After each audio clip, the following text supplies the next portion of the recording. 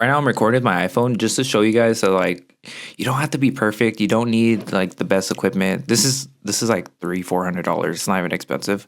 But if you have an iPhone and you like really just have an urge to start your own channel, just record with your iPhone. This is just natural sunlight for the morning. Like there's no setup, but you don't have to rely on getting the best equipment if you want to get started with your own channel. As long as you got an iPhone, you're set. Anyways, this week what we're doing is I'm going to show you guys this climbing gym. I think they partnered with like a run club. I don't know, the run club hasn't really posted about it too much. They just posted like a flyer. Someone sent it to me, so we're going to that. And then we're going to do a long run. Before I get into the video, make sure you sub because this year's goal, 10K subs. I think I can accomplish it. I'm gonna do my best to make it happen, but that means I need to keep mentioning it. God, I look like a nerd. Yeah, so I'm going to show you guys the inside, what it looks like, and I'm just assuming it's beginner friendly. I don't know if they put me in the right spot for the rock climbing thing, but this is how huge this place is, bro. This place is massive. It's kind of like tightrope, but not really. I don't know.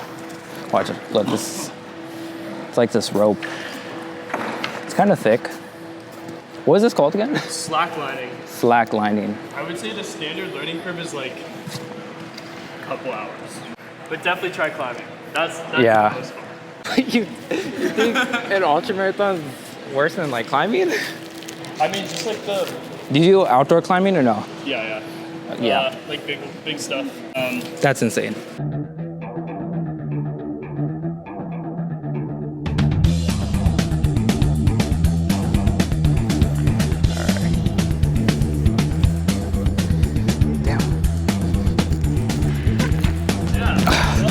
It was better, right? There you go. Closer. They say in general, it's like, so you can imagine it's easier to stand on one foot because you have 3 things to balance you. Okay, as soon as you start walking, that's when you have to you just have to get your foot off. Okay, that makes sense.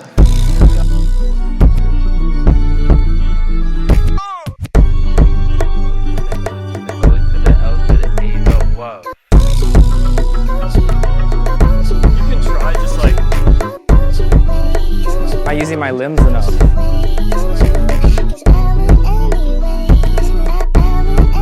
I think I can, because the thing is, I was doing Muay Thai, but I can't do Muay Thai because my legs are like so sore. Oh, yeah. So I have to actually let them rest. But I think climbing, this is purely like back, right? You can grip. Use your legs more than you think, but it's not gonna like strain your legs. Okay. But when you climb, focus on trying to push your way up the wall instead of pull. Like a lot of like weird leg positions, and then it's just easier to walk on something than to do pull-ups. Jiu-jitsu too, if you like combat sports. I like jiu-jitsu. I was going to do that, but I ended up taking like this 3-month trip. Oh. So it was like, you do Muay Thai when you're out there, you know? It's like Dagestan and wrestling. I'm going back beginning of the year, so like January, February next year. That's sick. Do you have like money saved or what? I did. I went from like super cheap, super frugal to like, fuck it, I'll make the money back. I was doing video editing while I was there. I was learning though, I wasn't getting paid. But now you are payable. Well, no, I quit. All right, so I just got back from the rock climbing gym and I was expecting to do rock climbing. Turns out I signed up for this thing called Slack.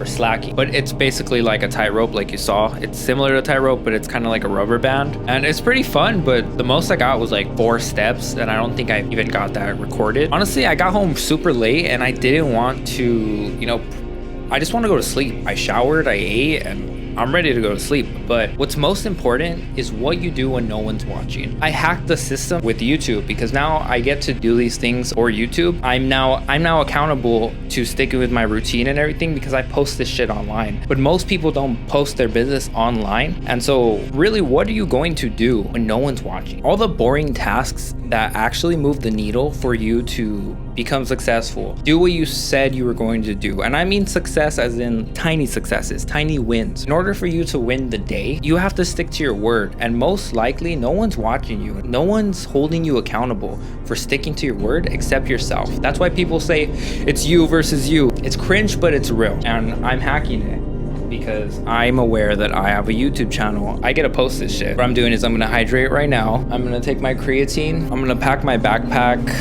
So I got my backpack here, and then that's gonna set me up to win the day tomorrow. And tomorrow is the most important day I have. It's the main long run.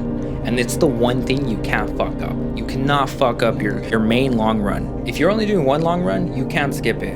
I'm doing two, and you still can't skip the main long run. I will see you guys in the morning. Peace. Morning. I woke up and it was raining really hard. I asked myself, am I gonna be a badass and go run in the rain super early in the morning? Should I wait it out? I thought about it. I completely gave in. My first thought was, nope, it's not worth spraining my ankle. If you don't know, I sprained my ankle like 4 months ago. I ran a marathon in like 8 days because I thought I was so enduranced because of all the Muay Thai training I was doing and all the lifting I was doing. I was like, fuck yeah, I'm gonna run a marathon. On day 2, I sprained my ankle. I fucked up, sprained my ankle on day 2. I just taped my ankle and I ran on it. It took me like 2 weeks to like fully recover from that, but I know what it feels like to run on a sprained ankle, and it's not worth it. Not worth running in the rain. I don't know, maybe I'm being a bitch, but I don't think so. Damn, I wish I could show you guys what it looks like. I need to get different ND filters because it's so overexposed.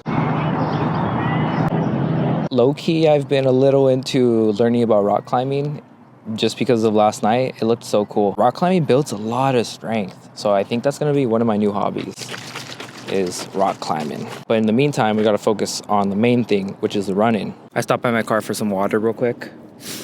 I'm gonna take you on my last mile. Let's go. So pretty much on my long runs, I wanna be at a conversational pace where the way I can have this conversation means I'm in a good zone 2. Problem I'm facing is that after a few miles, let's say 3-4 miles in, I zone out a little bit and my pace starts to get slower without me consciously realizing like, hey, I can go faster and still be at that conversational pace. Truly, all I have to do is be a little more conscious about how fast I'm going, because I'm starting to mess up with my time. I'm trying to get a faster time. Right now, I'm still pushing the 8 minutes, still in the 8 minutes, and my goal for the end of this ultra prep is to be averaging 7-minute miles on like flat terrain. And then trails, obviously that's gonna be a much longer. I'm doing a trail run tomorrow. Also, another goal of mine is to not get scrawny. I do not wanna get small. And so keeping my calories up, keeping the nutrition good, balanced, continuing to lift. And honestly, I think I'm going to start rock climbing once a week. That's like a fucking hack. All the rock climbers, they're pretty jacked. They have like insane forearm finger strength. Pretty crazy. It's like a entire new world I didn't even know about. You know, it's really just skill stacking.